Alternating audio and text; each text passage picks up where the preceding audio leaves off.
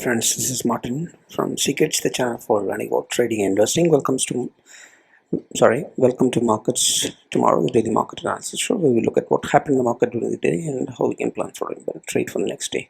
So what happened in the market today? It was sliding downside after a bull trap. Basically the banks were weak, and that was the day. So as usual, the pre-market analysis will be for March 4th, Friday, 2022, where a new expiry begins, and we'll be looking at all of these parameters on the what you see on the left side on the charts, and we'll have additional data analysis as well, and we'll wrap up with some actions, right? So look at the charts, and you have a wide range bearish candle. The gap remains there. Bank Nifty, right side, you see the gap remains there, and wide range bearish candle, right? So there's a big down move that happens, right? How much we lost? 0.65 now, another 108 points.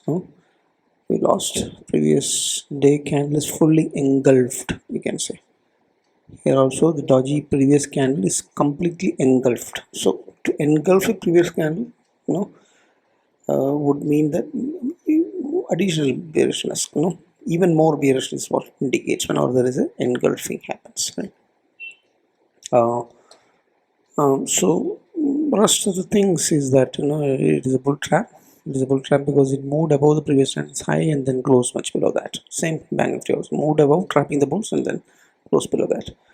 And you can see that there is a trend line. If you draw a trend line at the end points here, top and down, you can see that it's sliding down. It's slowly sliding downside, heading towards making a new lower high pattern. So here yesterday's low was previous swing low that's broken, and another new swing low was made. This is a new swing low before the 34,000 swing low that is there, right? Here the swing low of 16,200 remains there, and it's an M pattern. It's an M pattern double top, right? It's bearish. A double top neckline would come somewhere at the Fibonacci 61 retracement level of 5950. 34,000 on the Bank Nifty also is a major level, where Fibonacci 61 retracement level. So anything breakdown below 61 would mean confirmation of the bearishness, basically. So we'll have to watch out 34,000 and 5950. So Bank Nifty lost 1.2% today, right? Much more than Bank Nifty. Bank Nifty is even much more weak.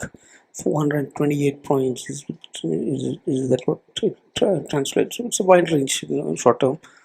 Daily candle charts, showing it's a wide range bearish, which is again engulfing and is resisting in the gap. If you see that, you can see that the gap is still there. This got hit in the gap and then fall down. Here it didn't even hit. The gap is much far away. It is not even going near that. And a swing low is made, and trend line we talk. If you draw a trend line channel here, it is sliding down the channel, making lower high pattern, right? So its overall price pattern is clearly bearish, and there are support zones very close by, which are major supports for each of you get questions. Intraday price action, this is what happened, right? Nifty and Bank Nifty. So it gapped up, right, nearly 1%, and then dropped down, trending down more, which is what happened. Right? Some recovery happened in the last 15 minutes, but otherwise it was a gap up in the Bank Nifty also and trending down more. Right, 1% of gap up happened in Nifty and the Bank Nifty, right? And Bollinger Bands, if you see, this is what it looks like. It remains the same. The bands have expanded upside. Both the indices, it indicates volatility, and it is price is moving in the downside and broken down and continues to be there. It's like breakdown is what is happening. It clearly indicates bearishness. Support resistance levels. The gap is this box. The gap in the Bank Nifty is this box, right? So today it hit the gap and then followed. So the resistance right now is 16,550, 16,650 level. Then above that 16,700, 16,750 where the gap begins, and then above that 16,800, 16,900 with Fibonacci 38 and 17,000 level, and above that 17,200, 300 levels. Right? Downside the supports would be 16,350, 16,450, Fibonacci 50. Below that you have the gap support if it breaks 16,200 levels, and then that break, then you come back to the 15,950, Fibonacci 61 crucial. Right side, if you Bank Nifty, the resistance we had seen is 35,600, 35,900 range, and above that you have 36,300, 36,800 Fibonacci 38 retracement levels, and above that you have 37,000 range. It is also the gap zones, and above that you have 37,500 Fibonacci 23 retracement level. Above that you have 37,800, then 38,000 levels. Resistances on the upside, downside. Immediate support 34,350, 34,750 that range, and if that goes, it goes back to Fibonacci 61, which is major 34,000 kind of levels between 33,600 and 34,100 that zone. So if that breaks, then we have a problem. That's also probably a double top breakdown also on the daily candle. So make a note of this support resistance levels. Momentum and divergence. Momentum is has slipped and remains to be in the bearish on the Nifty. Remains to be the bearish on the Nifty in daily candles, and on the weekly it continues to be sideways momentum. So there is a divergence that can be seen in the bank Nifty, which is not confirmed. It's a potential bullish divergence, and where the price is, the momentum is moving up and the price is moving down, right? So that may work out if there is that could take it back to the 30, 36 800 Fibonacci retracement levels, if it works out, but it's not confirmed. Remember that that's the divergence, right? That's about momentum. Trend, we have the bearish trend that continues to be there on Nifty and the bank Nifty, and you can see the strength indicator of the trend, which is green line, is rising up. So it is bearishness is rising. Trend on the short term and medium term, both the indices. So trend is clearly bearish. Momentum is also bearish on both the indices, right? Volatility cooled off slightly 3.6%, and then it is now at 28.1 levels, and then blind volatility 26.7, and IVP is 99. It's a peak, right? It's very it's anything about 20 is dangerous now. It is 28 above, and it's highly volatile, and we have to be cautious, as I say every day. Open interest analysis may not be very much relevant because this analysis for March 10th weekly expiry, that's starting from. So the charts, whatever numbers indicate, may not be relevant, but for reference, we can make a note of that. So the highest put and highest call rating is between the 15,000 and 17,000 range on Nifty. 16,000 and 18,000 also has got enough supports and resistances. 35,000 and 38,000 is what is indicated in the bank Nifty, the highest put and highest call. 33,000 has got, and 37,000 is the other next level of range with the maximum puts and calls are there, supports and resistances basically. Put call ratio is 0.55 nearer to these bearish zones, so 0.48 in the bearish zones in the bank Nifty. Put call ratio is indicating bearishness. Short buildup is what the futures open interest is indicating on both the indices. So open interest clearly saying it's bearish. This here IT sector did well. ITC also did well. Rest is all red, more or less major heavyweights if you see. All sectors didn't do well. No, IT did well, metals did better, energy also, right? Fertilizer still. So basically, metal is doing good. Heavyweights, we quickly look. First one is the HDFC Bank bearish momentum and bearish price pattern, breaking the trend line far away from the. It's currently at a support zone, right, and about to breach it.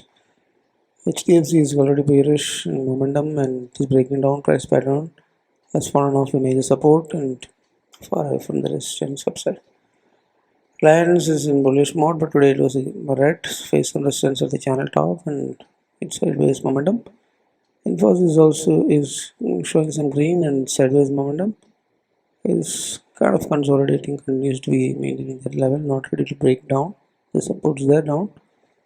TCS also is trying to get into the channel. It bounced from this major support zone it had. Momentum is back into sideways, but today was a red day. This Kodak Bank is showing red. It is facing resistance, currently fallen off the resistance zone, and then it looks like it may once again hit back the major support zone down below. Momentum is sideways as of now. Red day. ICICI Bank has fallen off the major support zone. Now it is reaching into the red day and bearish momentum, and it is looks like it is going to be a major ascending breakout zone, which is marked in blue, which could be a good support zone, and that breaks and you have serious falls. Right, trend is bearish, momentum is bearish. So overall, most of the sectors are bearish, having bearish momentum except for Lions and IT stocks and Kodak, but otherwise other three heavyweights are all having bearish momentum, right? So nothing, yeah. So you have to watch whether Reliance is breaking out from that head and from this cup and handle pattern, whether it works or not, right? That is something you have to keep a watch. Sectoral performance, if you see, it was mixed day, right? IT moved up slightly. Metal also moved up 1.2% each, and auto down, pharma down, FMCG down, and realty down. That's all down. So IT and metal is doing good. Metal is having good bullish momentum on the sideways and the on the medium and short term. So you could think of picking up stocks in that. IT is still sideways. Let wait. Auto pharma bearish, from CG also bearish zones in the short term. So let wait. Reality sideways again not bullish. So wait until you start picking up stocks from the until you can start picking stocks from the metal. Now, institutional participation is interesting. No, one of the biggest selling is happened today. From the Fyers, 6,600 crores of selling. Previously, it was some reason major selling was in 7,600 or something. Now 1,000 crores sold of that, so 6,644. So increased selling by the Fyers is what is happening. The Fyers, DIs are buying, but now are close to where it is required to keep the market stable, right? So the index again shooting up above 75.9, so heading towards the channel top of 76 kind of levels. Great momentum and trend, and everything is against rupees weekend. Dollar is also breaking out 97.5 zones. It is trying to take out the next resistance somewhere in the 99. It's great momentum. So dollar is strengthening in rupees, weakening amidst the in the mid of crude oil, which is breaking out to hit 11-year high of 115. It is about to hit that. It closed very close to 111 or something. So this is craziness that is happening with respect to the dollar and the crude. It's not good for our economy. There's no way that our markets can rise up when such economic crisis is happening, right? Gold is also seriously trying to break out of this zone of 1970, breaking out of it, but it is doing it slowly. Momentum is very good, bullish trend is very good. So gold may hit the 2000 levels very soon. Looks like, if it sustains this breakout. Now Jones indices has shown close green and got back in the various zones. It's not ready to give up this major support zone, and we'll have to see whether it is able to move up the channel or not. So some green is seen in the midst of war, right? In the mother market of US, in the Dow Jones and Nasdaq. What do you see? US 100 is nothing but Nasdaq. It's also on the edge. Some green is seen, but we'll have to see whether it rises up to the channel mid at least. Here also it has bounced from the major support zone in the S&P 500. So momentum is basically all of those major indices has gotten the sideways zone, and some green indications are there. Supports are working very good, right? So let's give some hope.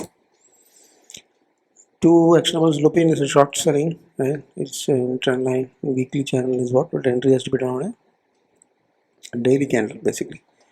The reason is that it's trending down and then with great negative bearish momentum, and trend also is great negative. So this can give a short swing trade till the support zone is 537. Till that it can give swing and push and short trades.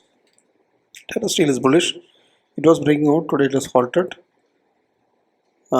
This candle that you see is kind of a spinning top, not really fully a spinning top, but it's a small body similar to a spinning top.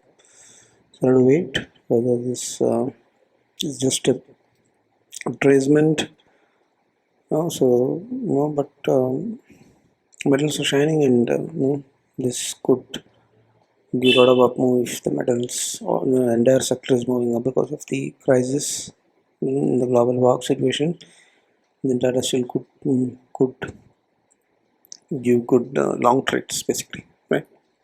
So to wrap up, it's moderate bearishness in the short term is what I see, right? That's my view. Because the chart patterns are saying bearishness, support resistance levels are showing bearishness. Bearish momentum is there, bearish trend is there, Bollinger Band is breaking down, Fyers are selling. So basically, continued selling pressure can be seen. Banks to several days it has been showing the weakness, and today is not different, right? There's no support from the banks at all in the middle of. So there's a big gap resistance that you can see there. Double top formation is there. Trend line downside sliding. New swings are made in the bank nifty. All of this makes along with that rising crude and dollar, intensified FI selling. All this gives nothing but a moderate bearish view. A bearish view basically. So war talks. The last paragraphs are a kind of repetition from the last day. War talks, peace talks. All this is floating around. Markets will continue to be volatile unless uncertainty is gone off. That's not gone, still there. Fear increase indicated by the crazy 27 plus levels. Volatility very difficult to trade any kinds of trader. Swing difficult, positional difficult, investment difficult, intraday trading difficult. Everything is difficult when the VIX is at crazy level using any instrument. So Fyers selling bigger each day. 6,600 crores of selling has happened one single day. One of the biggest selling days was today. So Fyers are determined to sell even more every single day, right?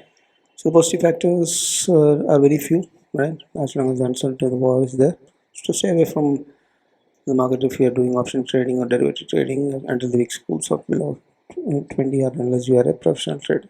So hedging the portfolio is must mandatory. If you are a long-term investor, gold can help you on that. And quality picking, averaging downside, all this can be done in the SIP mode, SIP mode at one shot. Because even if it crashes, you don't know where it is going to stop. So putting all your money to buy the dip, putting all your money on the buy the dip may not work. So you have to put it in SIP mode. Only if you are investing from quality picks and doing things like that, right? So option trading, always go for current spreads or vertical spreads, or risk defined non-directional strategies always, so that you know how much you will lose max, right? You should not have a surprise where your capital gets wiped out. So always go with tight loss, hedge positions if you are doing overnight positions, and intraday tight top stop losses, right? If you are if you necessarily need to trade, right? So that's a moderate view in the short term that I have.